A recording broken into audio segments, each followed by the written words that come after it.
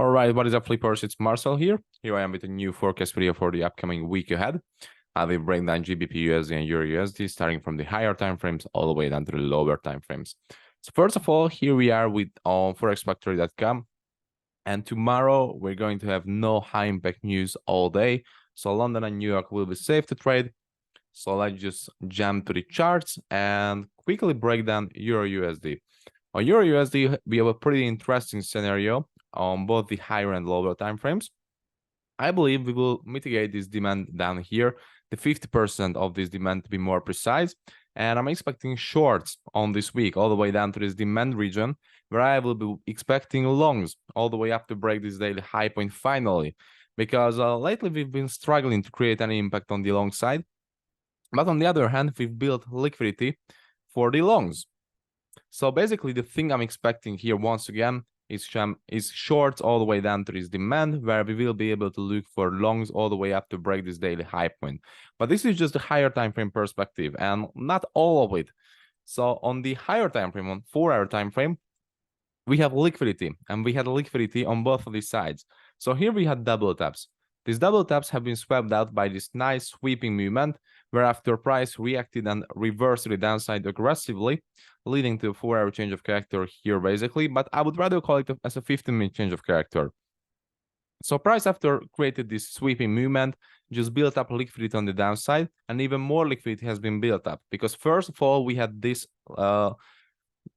technically not double bottom, but 2 touches of a trend line liquidity, and we have a double taps on the upside. So the double taps have been swept out, and now we have 3 touches of this trend line, perfect 3 touches of this beautiful trend line that is located above the 50% of this 4-hour demand region. So if we take the principle of this sweeping concept, we can expect the sweep of this downside liquidity too, right? So after the sweeping movement to the downside, we will be inside of this 4-hour demand region, and we will be inside of the 50% of the 4-hour demand region too, because basically what price is doing here is building up a buy trap. It will trap all of the buyers, early buyers inside of this region. All of their stop losses will be collected with this nice sweeping movement to the downside, and we will be able to capitalize on this downside movement. So when there's liquidity, which we can clearly target with shorts, why wouldn't we target them, right? So this is basically the whole meaning of liquidity. There's liquidity for a reason. This liquidity is here for a reason, and this liquidity is there to be swept out into the deep region of this demand, so all of the early buyers can be taken out. So by actually identifying this liquidity line right here, we can capitalize on this liquidity by targeting this liquidity with shorts. So this is the higher time frame perspective that I'm expecting. But on the lower time frame, on the 50-minute and 5-minute time frames, we will have much more. So let's just switch down to the lower time frames. So on the 50-minute time frame, what can we see? On the 50-minute time frame, basically we can see the exact same thing, a range sweeping concept. So we can see a beautiful range on the 4-hour time frame. Downside is still there. On the 50-minute time frame, we could identify a range again with the double bottoms and double taps, or relatively triple taps right here. First tap, second, third tap. The triple taps have been swept out by this nice sweeping movement to the upside, whereafter price immediately dropped with a nice aggressive reversal, which broke below this demand region. And on the other hand, it also swept out the liquidity here. So basically the thing that we are expecting here is shorts. And by applying the simple rules of the range sweeping concept, this is how it looks like, right? So we have a range, upside, downside liquidity. If the upside is getting swept out first, then all of the unexperienced traders will think that this is a movement, this is a change of character to the upside, this is a breakout from the range, and they will be looking for longs on this demand that has caused a sweep. And the demand is located here. After they place their limits, all of their limits will be trapped, because they can't really recognize that this is double bottoms, they can't really recognize that this is liquidity, and those orders will be swept out, and they will be taken out, and all of these stop losses will be hit here. So this is what has happened here. All of the stop losses have been cleared on the downside too. And now when we apply the simple rules of the range sweeping concept, we can expect on short continuation. So basically we could expect the continuation here on this supply that caused this nice sweeping movement to the downside and a nice aggressive volume movement to the downside. Price missed the mitigation of this supply, but we have a chance to see the mitigation of this supply still. On the other hand, we have another supply that is located here that broke the previous structure low to the downside here with a nice body break of structure. And we have another supply, we have another 50-minute supply region that is located here. So basically we could mark out three separate supply regions, 50-minute supply regions here.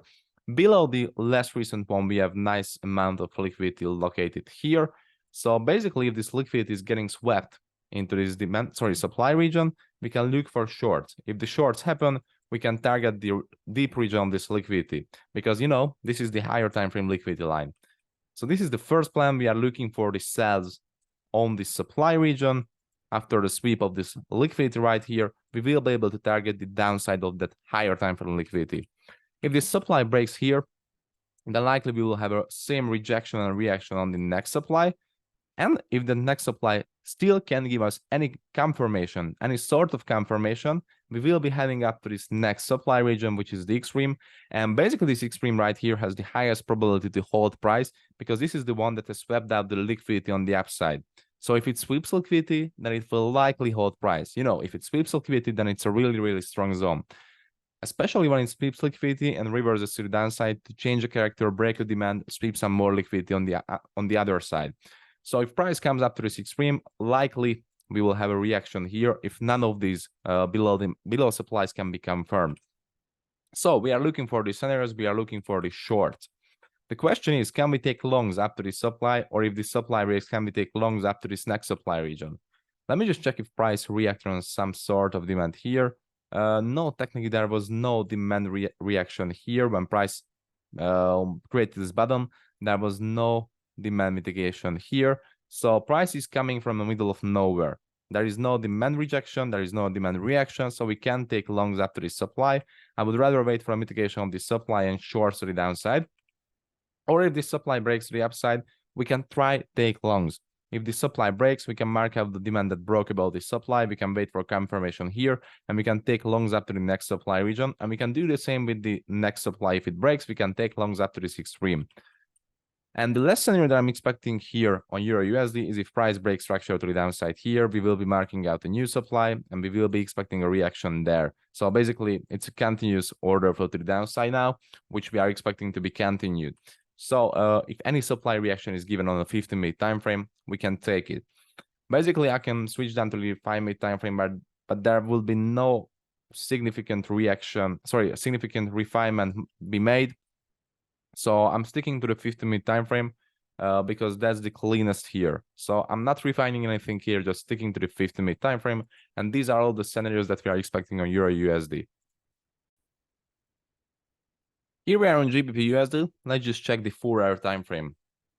So basically on GBPUSD, we almost have the same scenario, but the only difference is that we have liquidity on the upside, which have been wiped out, but we have no liquidity on the downside. Technically, we had liquidity, but it was a double bottoms and not that much of an amount that was on the upside. So we had this liquidity right here, double bottoms. So basically, we had the same scenario here on GU as on EU because we had a range high, range low. Range high has been swept out after a sweeping movement and supply rejection. We just swept out the downside liquidity. And basically, we can identify exact same thing here on GU as on EU. We are looking for shorts here too. So on the 15-minute time frame, it will be again the same because on the 15-minute time frame, we will have the exact same range that I'm going to show you. So here we are. This liquidity has been swept out to the downside. Liquidity is swept out to the upside. And applying the simple principle of the range sweeping concept, again, if you have a downside and upside range, if the upside is getting swept out first, then the buyers will be trapped here. Those will be swept out again, and we can take shorts on the supplies that has caused the sweep of the downside liquidity, and we will be able to capitalize on the short movement. If you take a look at this 15-minute time frame, you will see that we have range now, but basically, range low is still there. So this range high has been swept out again. This nice sweeping movement swept out the range high. Then, after this sweeping movement to the upside, price basically created more and more liquidity in the range low. So we can just connect all of these lines together and we will have a pretty nice and high volume range low with lots of liquidity sitting underneath it. So the thing that we can do here is basically we can wait for the break of this demand. And why am I saying that we can wait for the break of this demand? Because likely this demand will be the one that will trap all of the buyers, because you can see the footprint. You can see that price, I mean, early buyers open positions here because they thought that this high was broken. Very nice. This high was broken too. And they were opening positions here on this order block. But you know, this is the low range. This is the low point of the range where the liquidity is sitting underneath this line. So you know, this will be the exact same concept where price swept the upside liquidity, and it's currently reacting on this demand where it traps more buyers and will sweep them out to sweep the downside range too. So likely we will have short scenarios. And first of all, I'm expecting shorts on some 5-minute areas located somewhere around here.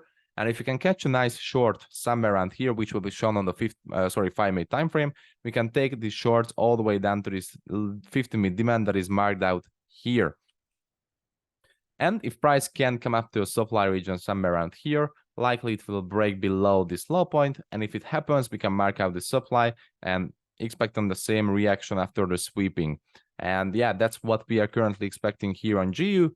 Let me just switch to the 5-minute time frame to search for any 5-minute supply that is located here. Yeah, we can identify this nice supply that is located here. And yeah, basically that's the deal right here. If the supply can give us a reaction, or the supply region above it can give us a reaction, so any of these supplies that I'm marking out currently can give us a short rejection and confirmation, we will be able to take shorts, targeting the downside of the liquidity. Switching a little bit back to the 50-minute time frame and answering that question, that can we take longs here? I wouldn't really take longs. I wouldn't really force longs up to the supply regions. Like when London opens tomorrow, everything will be developed already, so we will have the scenario played out. But I wouldn't really take longs, because taking longs in this huge liquidity pool will be really, really dangerous. Just look at how many liquidity is getting trapped right here and getting created currently. So opening longs here on some random 5-minute order blocks or 1-minute order blocks will be extremely stupid, because you can easily get swept out without any hesitation. So yeah, I would rather stick to shorts on these areas. And when the shorts happen, I can target the downside of this liquidity or this 50-minute demand. Or I would rather stick to the break of structure to the downside, marking out new supplies, taking shorts on those. So these are the plans we are looking for on GU and EU for the upcoming days and the week. In a nutshell, long story short, we are looking for shorts. And that's it. See you tomorrow, guys.